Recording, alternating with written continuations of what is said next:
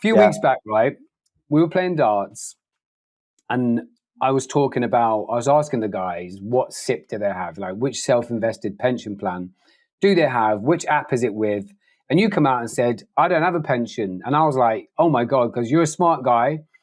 A pension is inevitable for like 95% of people for whatever reason, but most of us will need a pension. And it blew my mind that you didn't have one. And then we talked about it. But then you kind of converted me a little bit. And then some of the laws have changed, which we can go through later. But I'm really interested in the fact that you don't really contribute to your pension.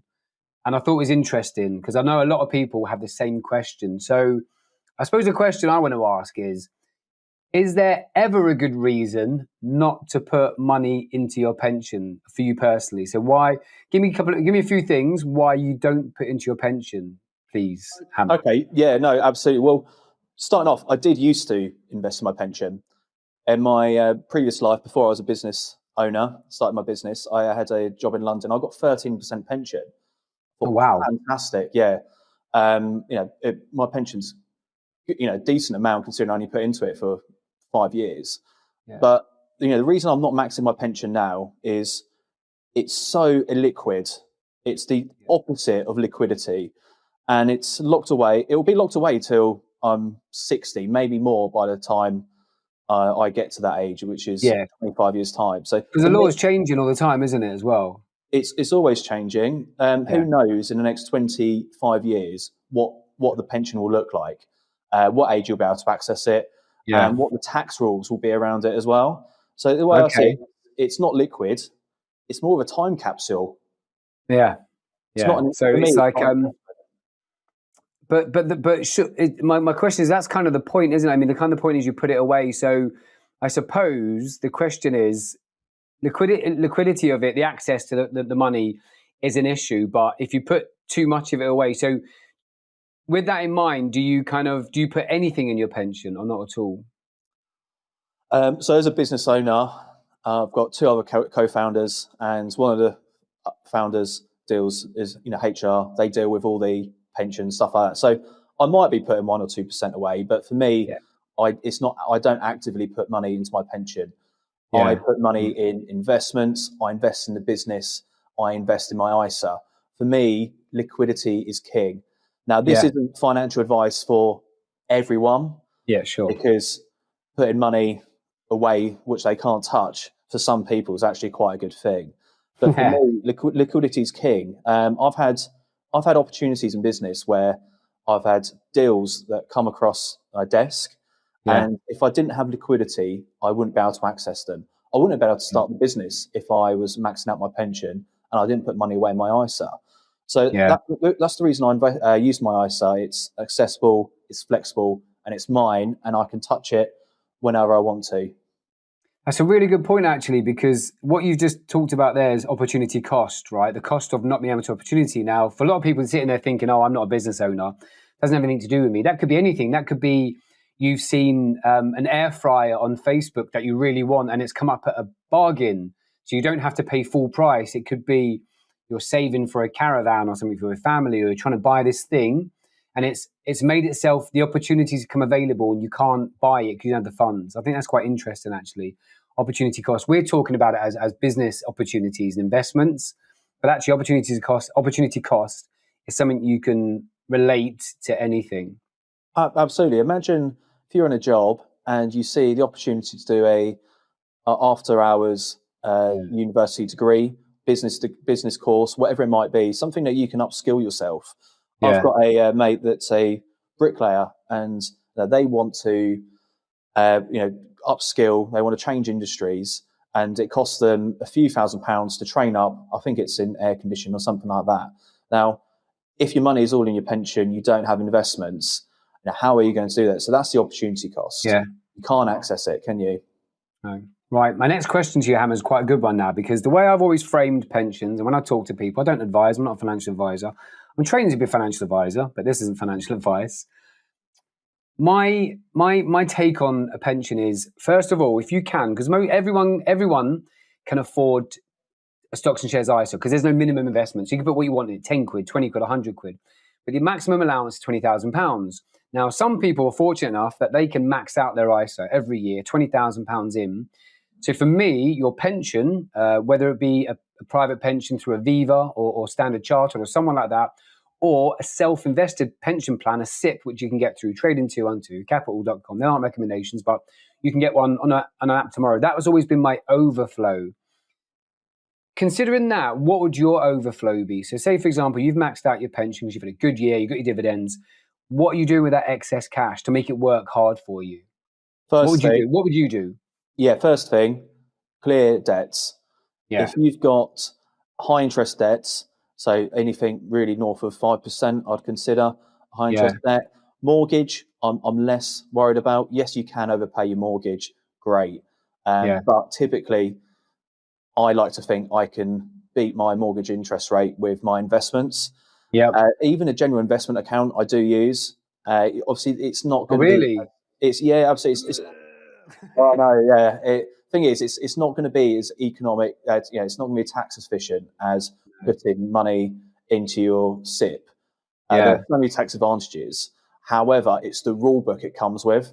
So I've heard news where the government are considering restricting what you can invest in your pension. It's already restricted, but restricting it to like UK business stuff like that. And for me, having someone else write the rule book and it's not the rule book now. It's what is the rule book going to be in the next 30 years? Good advice, because it changes all the time. Age, what you can invest in, what the tax, what the taxes are on your pension.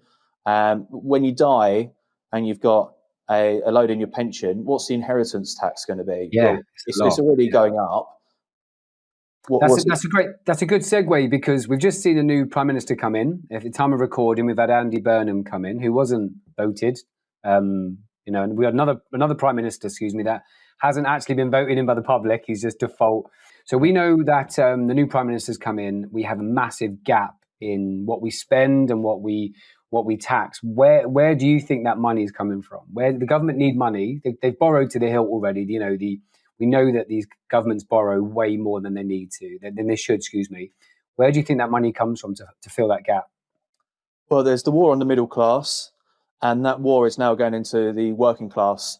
So anyone with wealth, whether it's in your pension, whether it's in property, they're going after it. And tax, isn't it? It's taxing things that haven't been taxed before. And we've seen it in the stocks and in the cash ISA, is that right? The 22%? No, the tax on any cash holdings now.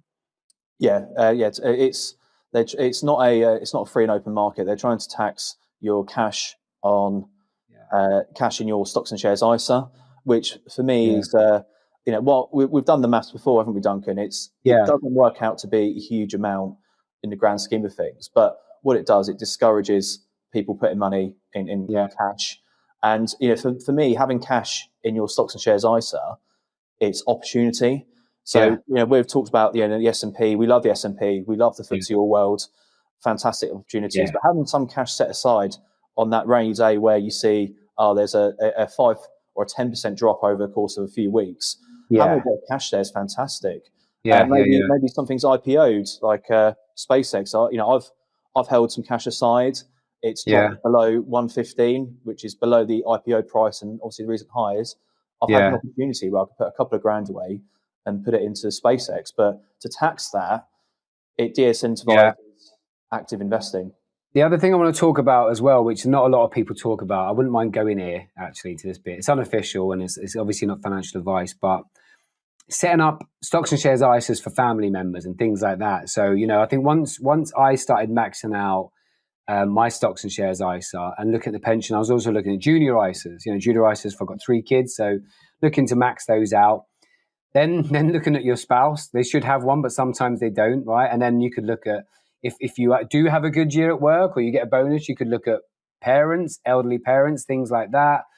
If you can afford it, looking at siblings. So just kind of trying to maximize that. But obviously everyone's in a different position, but is that something you ever looked at? Is whether you looked beyond the immediate family to open? I mean, I'm not saying I have, I'm not suggesting you might, but I've heard people opening stocks and shares ISAs in other people's names, other people's phones, to maximize the gains, right? I mean, it's clearly unethical. I'm pretty sure it's illegal, and I would never suggest anyone does that. But is that something you've come across and heard about? Yeah, with your spouse, it makes a lot of sense if you're to maximise both your allowances. Yeah. But it depends. Do you not all people want their spouse to have their topped up ISA? Do you trust Why them? would that be, mate? Do you trust them going shopping with 20 Well, grand in the ISA? yeah. But it depends where they shop, mate. If they're getting their bits at Marx's, it's all good. But main shop at Aldi, I'm kind of cool with. Hopefully, as long as they're not spending between 8 to 10% a year of the capital, then we're all good. We're at a net profit, right? Anyway. Well, yeah, we're not the ultra wealthy, but the ultra wealthy and their companies, they have the whole family employed. That whole family are part of the company, and that is for that reason is to when it comes to inheritance, when it comes to people passing, they want all their family to be the beneficiaries of the companies, and whether that's a trust. So absolutely, you have to utilize as your spouse where appropriate, and you can consider family members. But for me, obviously, it's liquidity, and if you've got to trust the person that you're putting money away, in their savings, haven't you?